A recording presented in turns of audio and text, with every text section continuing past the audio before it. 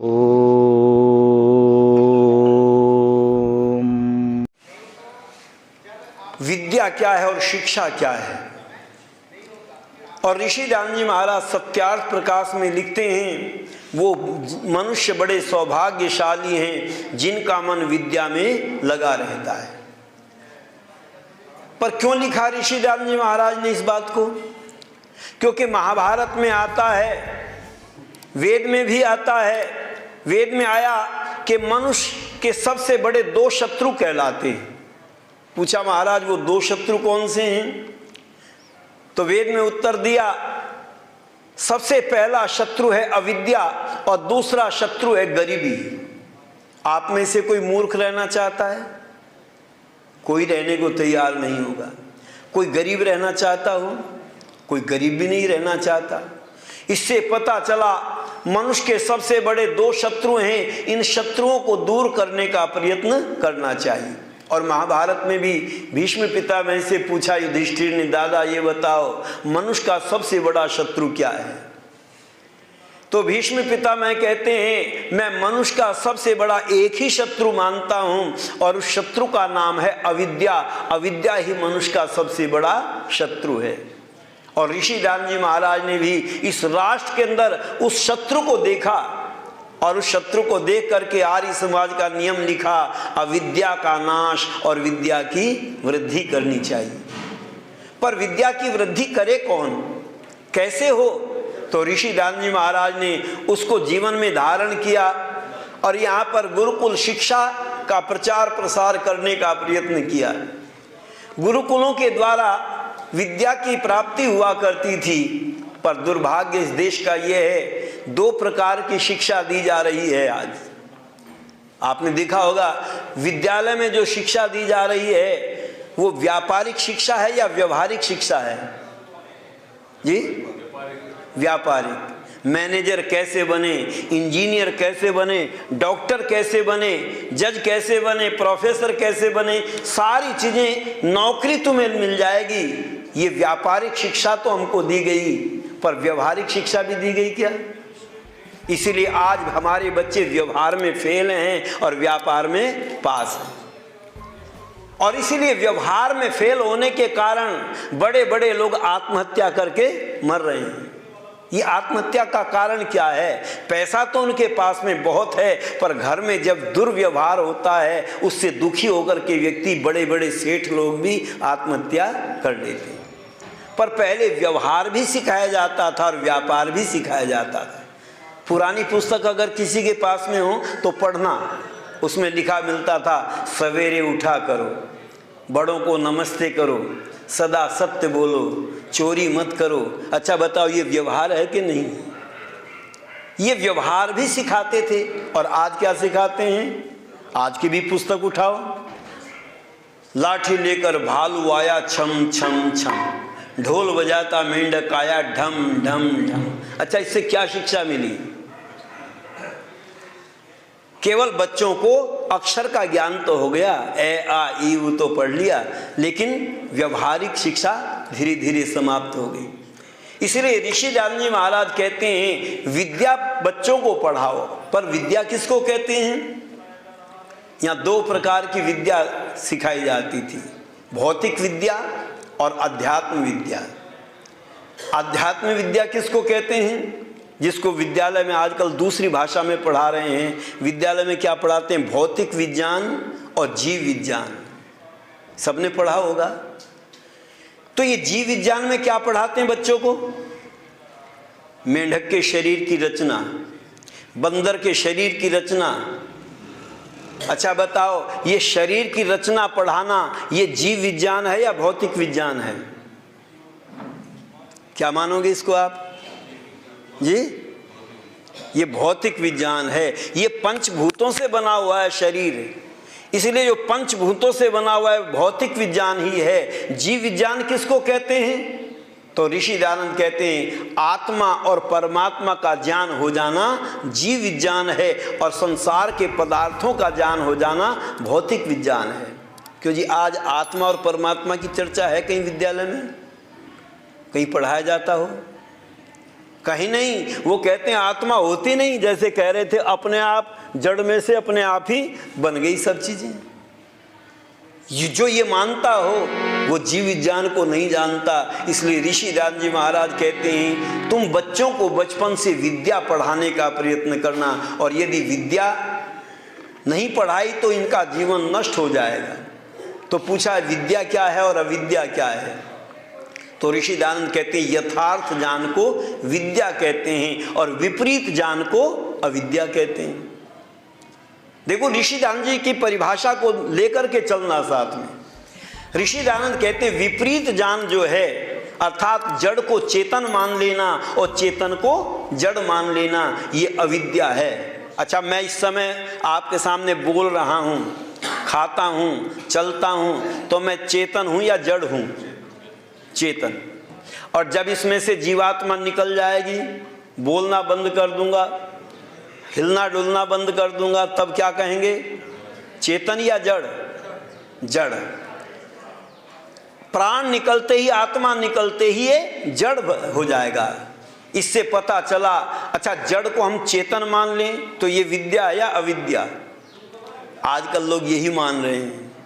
जब तक चेतन है तब तक उसको चेतन नहीं मानते, उससे बात नहीं करते, और जब मर जाता है कब्र में दबा देते गड्ढा खोद करके, उसके बाद में हाथ जोड़ करके बैठते हैं मांगने के लिए, पीर साहब हमें कुछ दे दो। अच्छा बताओ ये विद्या है या अविद्या? ये अविद्या को हम विद्या मान बैठे। इसीलिए कहा है दर दर पे दूर दूर करते थे, कहते फकीर है, जब मर गया दफना दिया अब कहते पीर है, जब मर गया दफना दिया अब कहते पीर है। दर दर पे दूर दूर करते थे, कहते फकीर है, जब मर गया दफना दिया अब कहते पीर है, जब मर गया दफना दिया अब कहते पीर है।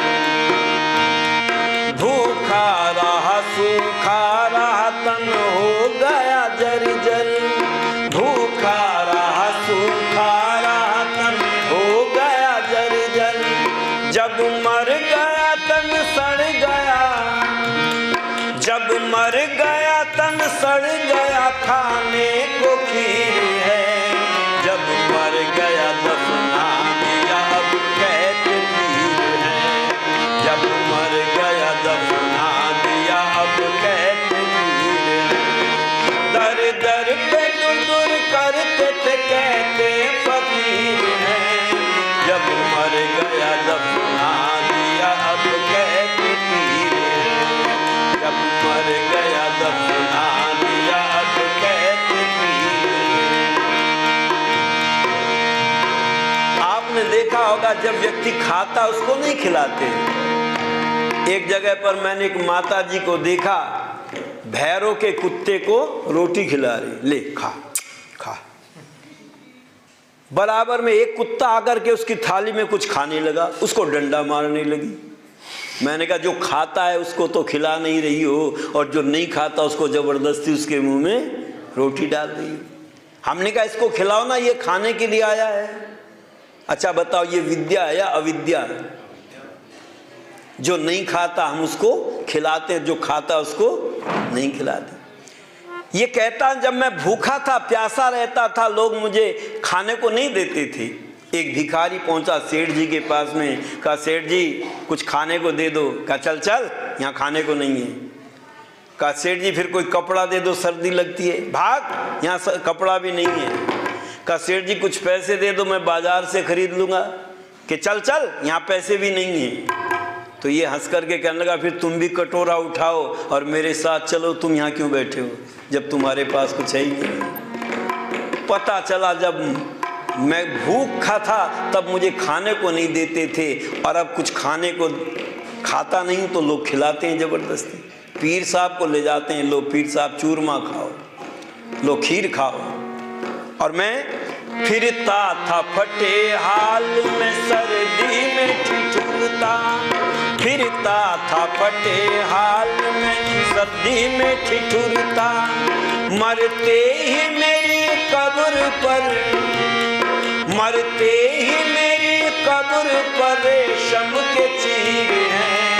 जब मर गया दफना दिया अब कहते पीर हैं। जब मर गया दफना दिया अब कहते पीर हैं। दर दर पे दूर दूर करते थे कहते फकीर हैं। जब मर गया दफना दिया अब कहते पीर हैं। जब मर गया दफना दिया अब कहते पीर हैं। जब मैं नंगा घूमता था, मेरे पास कपड़े नहीं थे, तब कोई मुझे कपड़ा नहीं देता था। और अब हरी चादर, गोटा लगी हुई रेशम की, और लो पीर साहब अब ओढ़ो, कहीं सर्दी ना लग जाए। अच्छा, अब सर्दी लगेगी पीर साहब को? हम भी यही करते हैं। अच्छा, आप में से कोई ऐसा नौजवान है जिसकी नौकरी लगी हो और पहली तनख्वाह मिली हो और अपने पिताजी के लिए चादर लाया हो, पिताजी आपने पढ़ा लिखा करके मुझे योग्य बनाया, आपकी कृपा से मुझे नौकरी मिल गई है, मैं ये चादर लाया हूँ, इसको जब ओढ़ोगे पता चल जाएगा, तुम्हें याद आएगी कि मेरे बेटे की पहली तनख्वाह इस तारीख को मिली थी। किसी ने दी ला करके? नहीं ला करके। कब ला करके दी चादर? जब पिताजी मर गए तब लाए बढ़िया सी चादर निकाल करके। अब ओढ़ करके जाओ, कहीं रास्ते में ठंड ना लग जाए। और ढेर लगा देते हैं चादरों के, और ये भी पैमाना बन गया, जिसकी अर्थी पर ज़्यादा चादर वो बड़ा सेठ, और जिसकी कम चादर वो छोटा सेठ। पर नहीं, याद रखना, हमने बदला इसको। हमने कहा जितने की तुम चादर चढ़ाते हो इतना घी और सामग्री चढ़ाओ, कम से कम वातावरण तो शुद्ध होगा। इनको तो सबको गटर में फेंक देंगे, जला देंगे लोग, लेकिन चादर घी सामग्री चढ़ाओगे तो कम से कम प्रदूषण तो नहीं होगा। हम भी वही काम करते हैं जो दूसरे करते हैं। इसलिए विद्वान कहते हैं, फिरता था फटे हाल में, सर्दी में ठिठुरता। मरते ही मेरी कब्र पर, मरते ही मेरी कब्र पर रेशम के चीर हैं। जब मर गया दफना दिया अब कहते पीर हैं। जब मर गया दफना दिया अब कहते पीर हैं। अच्छी नहीं लगती थी सूरत मेरी जिनको, अच्छी नहीं लगती थी सूरत मेरी जिनको। अब उनकी तिजोरी में, अब उनकी तिजोरी में मेरी तस्वीर है। जब मर गया दफना दिया अब कहते पीर हैं। जब मर गया दफना दिया अब कहते पीर हैं। अच्छा, आप में से भिखारी की सूरत किसी को अच्छी लगती है क्या? मैंने देखा बड़े ध्यान से, मैं एक एक चीज़ को बड़ी बारीकी से देखता हूँ। जब रेलगाड़ी में या बस में कोई भिखारी चढ़ जाए तो कुछ लोग तो पीछे कमर लगा करके आंख बंद कर लेते जैसे गहरी नींद आ रही है। कुछ लोग खिड़की की तरफ को देखने लगते हैं जैसे इनका ध्यान ही नहीं। और जब भिखारी आगे निकल जाएगा एकदम आंख खुल जाएंगे, नींद भाग जाएगी। भिखारी की सूरत अच्छी नहीं लगती, और जब वही मर जाएगा भिखारी तब उसका फोटो खींचेंगे, एक लॉकेट बनवाएंगे, गले में डालेंगे। कुछ लोग पर्स में फोटो रखेंगे। एक सेठ जी ने गले में रख रखा है फोटो। हमने कहा ये आपके पिताजी का फोटो है? कहने लगे नहीं पिताजी का नहीं है। तो हमने कहा बाबा जी का होगा? कहने लगे नहीं बाबा जी का भी नहीं है। तो हमने कहा और किसका है? कि ये पीर साहब का है। तो हमने कहा वो फूफा जी लगते थे तुम्हारे, उनका फोटो क्यों रख रखा है? कहने लगे साहब गले में उनका फोटो रखने से गल्ला कभी खाली नहीं होता, हमेशा भरा रहता है। तो मैंने कहा दुकान को ताला मार दो, फिर अब तो गल्ला खाली होगा ही नहीं। ऐसा धारणा बन गई लोगों की। पर कहते हैं भिखारी की सूरत अच्छी नहीं लगती। और कहता है मैं जब मांगता था लोगों से तब मुझे कोई 1 रुपया नहीं देता था, मांगे से भी 1 रुपया देता न था कोई, मांगे से भी 1 रुपया देता न था कोई। 100-100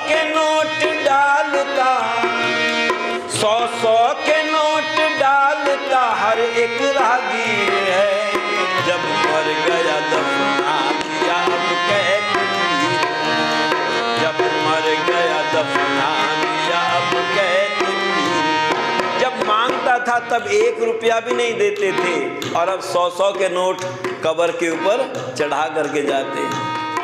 पर आज मुझे पता चला वेद का सिद्धांत सत्य सर्वमान्य है, वेद का सिद्धांत सत्य सर्वमान्य है।